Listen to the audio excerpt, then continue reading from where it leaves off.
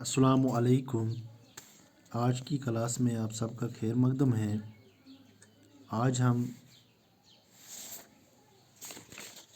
حضرت شیخ نور الدین اویسی یعنی شیخ العالم رحمۃ اللہ علیہ کی نظم کا مطالعہ کریں گے، جس کا اردو ترجمہ نشاط انصاری نے کیا ہے۔ تو نشاط انصاری کے بارے میں آپ کو بتاؤں کہ مرحوم نشاط انصاری جو ہے یہ بارہمولہ ڈسٹرکٹ کے ایک گاؤں جس کا نام دلنا ہے، وہیں پر 1930 عیسوی میں تولد ہوئے۔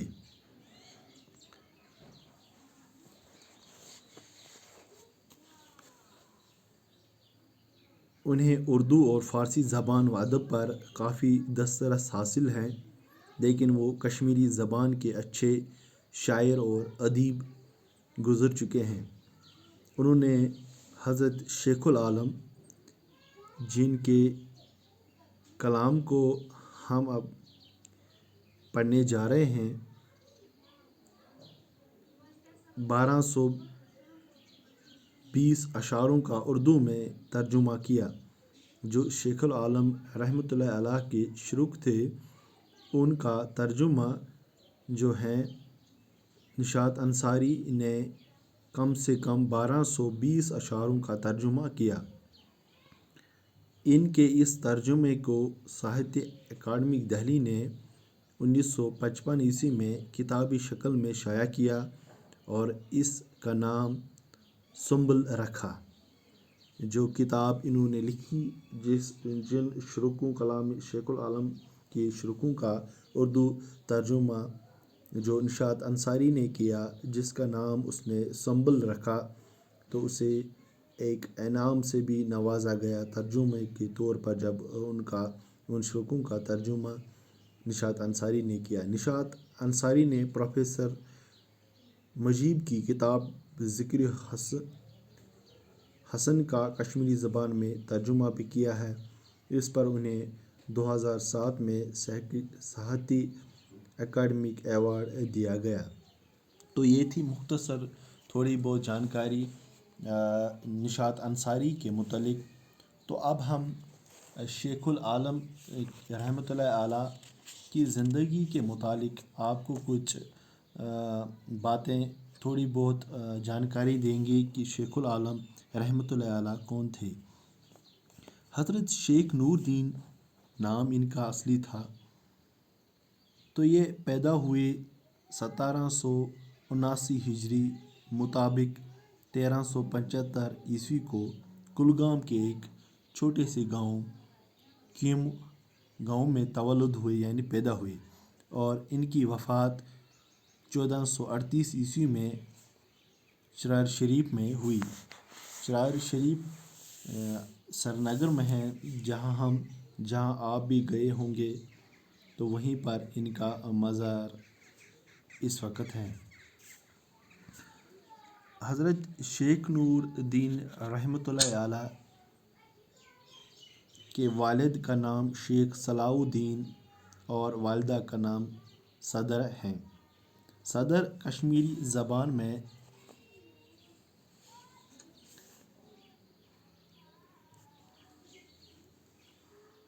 سمندر کے معنی میں استعمال ہوتا ہے۔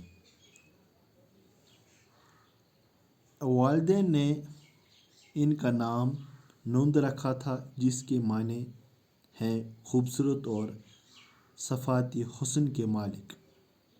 شیخ العالم کو بچپن سے ہی دنیا کی جاہ و حشت کے ساتھ لگاؤ نہ تھا۔ جاہ و حشت کہتے ہیں، یعنی ان کو دنیا کی اس رنگین رنگ رلی سے لگاؤ نہیں تھا۔ آپ اکثر عبادت میں مشغول رہتے تھے، تو اکثر وہ عبادت ہی میں ज़िंदगी गुजारते थे, इबादत करना इन्होंने अपनी ज़िंदगी का मकसद बनाया था, अल्लाह ताला की इबादत। तो कई साल तक गोशा नशीनी के बाद आपने कश्मीर के कई इलाकों की सियाहत की। आप काफ़ी यानी कहते हैं कि हज़रत शेखुल आलम रहमतुल्लाह अलैह ने काफ़ी वक्त गोशा नशीनी के बाद, गोशा नशीनी कहते हैं तन्हाई इख्तियार करना, यानी इन्होंने काफ़ी वक्त तन्हाई इख्तियार की, यानी अल्लाह ताला की इबादत में वो मशहूर रहे। और इसके बाद कश्मीर के बहुत सारे इलाकों का भी सफ़र किया। आप रहमतुल्लाह अलैह ने कश्मीर में ऋषि सिलसिले की अहया करके इस्लामी रिश्त की बुनियाद डाली। ऋषि ऐसे शख्स को कहते हैं जो तमाम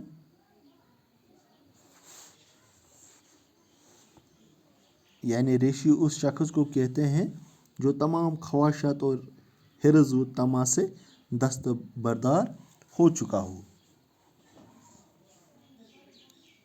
रूहानी बुज़ुर्ग और तमद्दुन साज शख्सियत होने के साथ साथ हज़रत शेख नूरुद्दीन कुरैशी एक आला पाया के शायर भी थे। आपके बिस्यार अशार और अक़वाल रोज़मर्रा ज़बान में शामिल हो गए हैं। आपका मशहूर कौल है अन पोश तेलिए वन पोश।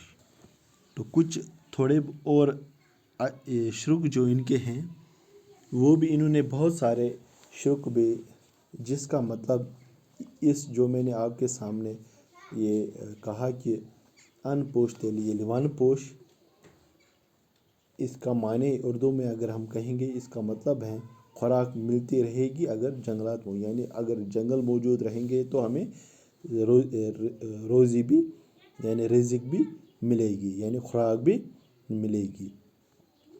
तो कुछ मैंने ये थी शेखुल आलम रहमतुल्लाह अलैह की उनके मुतालिक थोड़ी बहुत जानकारी मैंने आपके सामने रखी। तो अब हम इंशाल्लाह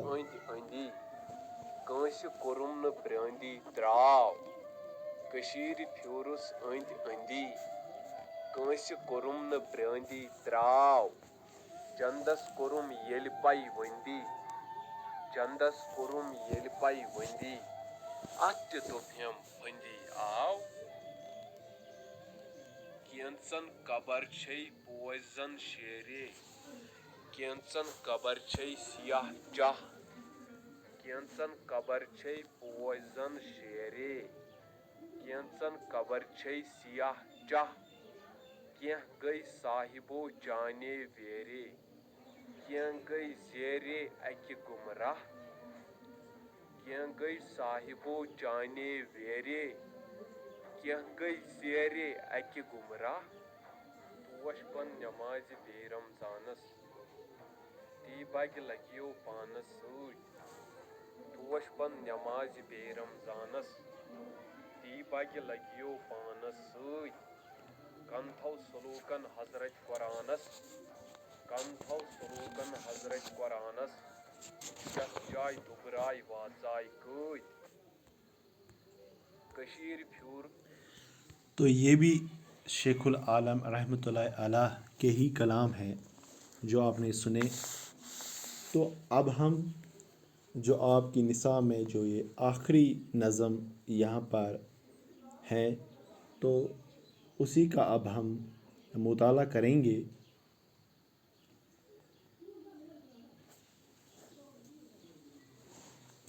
अल्लाह की कुदरत।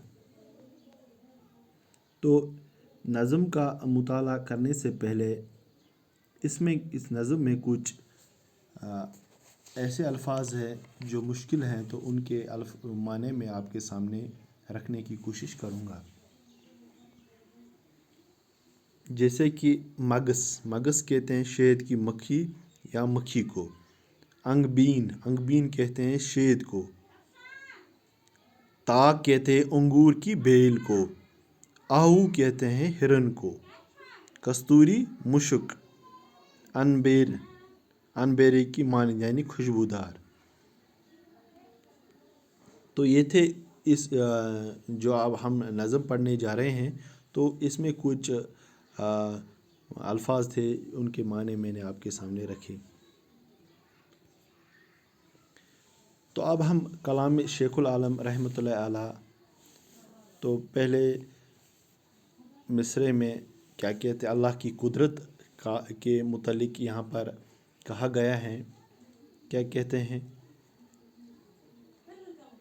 खांड गन्ने को दिया है और मगस को अंगबीन, टेढ़े मेढ़े ताक को अंगूर के गुच्छे दिए, तेरी इस कुदरत पे सदके जाऊँ ए परवरदिगार, आहू को बख्शी है कस्तूरी की थैली अनबेर। तो शेखुल आलम रहमतुल्लाह अलैह क्या कहते थे इसमें, यहाँ पर इसका तर्जुमा जो निशात अंसारी है, तो वो क्या कहते हैं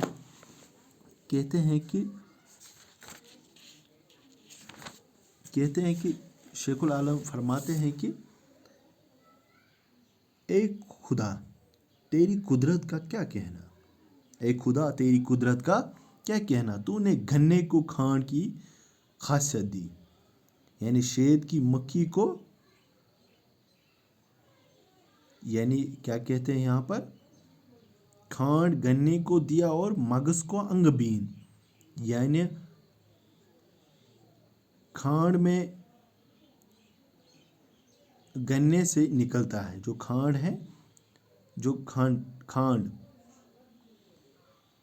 जो जिसे हम खाते हैं या चाय में हम इस्तेमाल करते हैं। कहते हैं कि अल्लाह ताला की यहाँ कुदरत का, यानी अल्लाह ताला की कुदरत कितनी बड़ी है कि गन्ने से हम खांड निकालते हैं और मगस यानी शहद की मक्खी को शहद दिया, यानी अल्लाह ताला से यहाँ पर मुखातिब होकर कहते हैं कि शहद की मक्खी को शहद दिया, टेढ़े मेढ़े ताक अंगूर के गुच्छे दिए, टेढ़े मेढ़े अंगूर की बेल को अंगूर जैसे लजीज फल के गुच्छे दिए, तेरी इस कुदरत पे सदके जाऊँ ए परवरदिगार। शायर फरमाते हैं कि वो खुदा की इस कुदरत पर कुर्बान होना चाहता है। खुदा ने आहू को बख्शी है कस्तूरी की थैली अनबेर, खुदा ने हिरन को खुशबूदार कस्तूरी की थैली बख्शी। यानी इस तरह शायर ने खुदा की कुदरत और इसकी कारीगरी बयान की है इन अशारों में।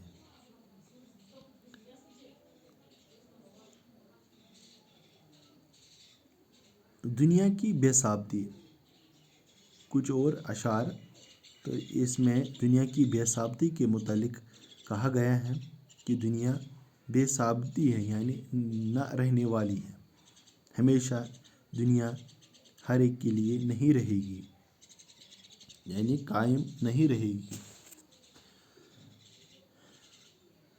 एक घड़ी आने की है और एक घड़ी जाने की है, ओढ़ना यहाँ खाक ही है और बिछोना भी खाक है, कर लिया तामीर तूने यहाँ बहुत ऊंचा मकान, कल जो मर जाएगा फिर ये छोड़ता है किस लिए।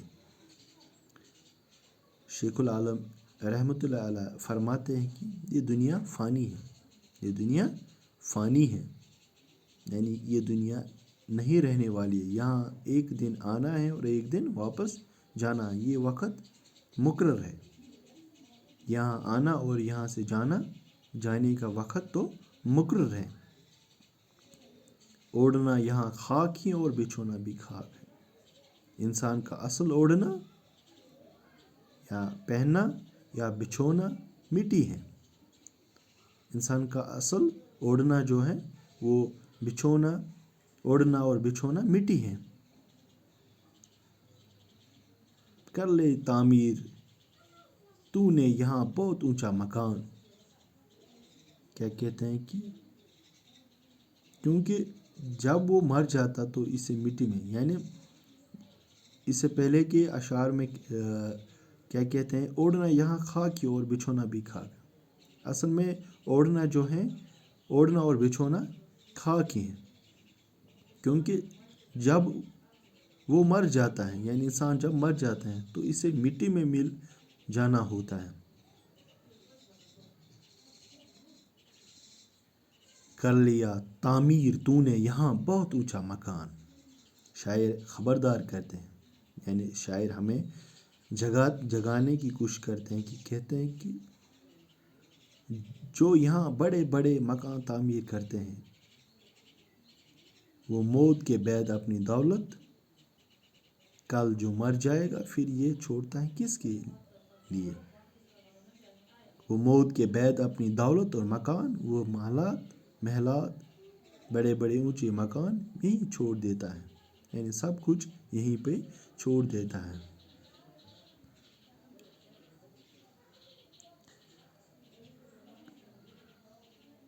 کل تجھے دفنائیں گے زیر زمین، کوئی بھی وہاں ساتھ آئے گا نہیں، وہاں اکیلا ہی بھگتنا ہے تجھے، اے میری جان اے میری جان باز آ.